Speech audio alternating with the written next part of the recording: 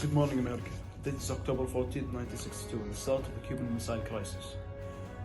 Clip, my plane. Thank you, Mr. President.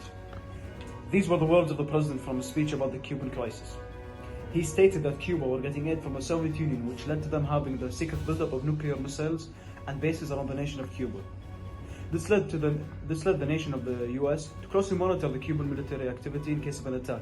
The President also put army on standby mode in case of an attack. He also said that from close observation, the missiles can reach up to 1,000 nautical miles, which means that it can strike Washington DC, the Panama Canal, Cape Canaveral, Mexico City, or any other city in the southeastern part of the US. This means missiles cannot reach states that are far away from Cuba.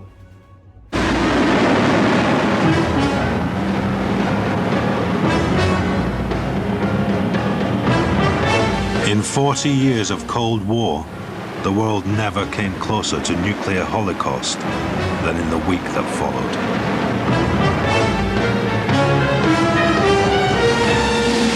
And now we cut to Khalifa, our reporter at the scene at Washington DC. Thank you, Faisal. We are currently in Washington DC after JFK's speech. We have a witness who was in the conference room during the speech. I cannot believe what I just heard. I am frustrated and shocked at this revolution. I fear for my family and all of the other families who are in range of these missile bases. I stand by John F. Kennedy if he ever decides to put out an attack on Cuba and its allies. These Soviets have no right to put these missile bases on land that doesn't belong to them. If he ever decides to do that, millions of people would die and these cities would get burned. I pray for the safety of all the Americans and the safety of those in range of the missile bases. Please protect your friends, your families, and escaping the danger zone. Please do this as soon as possible because it is very dangerous and these attacks can happen anytime soon. It is unexpected when this is going to happen. It could happen next week or tomorrow. Please stay safe and God bless the United States. We now have a shocking clip from a Cuban civilian. Death to all Americans, man. They're going ahead at us for asking help from the Soviet Union. Well, those guys are going ahead and helping all the countries in Europe and all in the Middle East. And they're trying to have a go at us, bringing all these missiles and all those airplanes. Man, you ain't no match for the Soviet Union.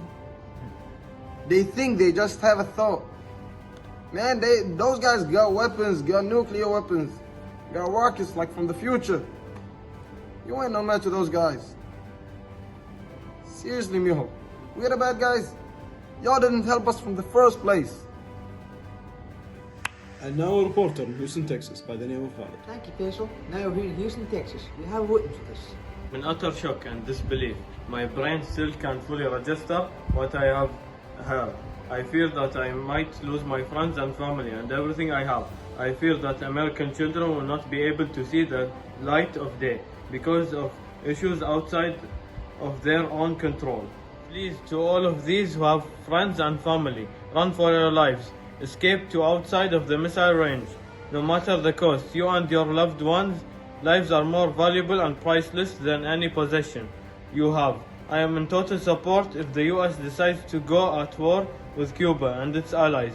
And if that does happen, I pray for the safety of my family and other families who will inevitably be caught in the crossfire.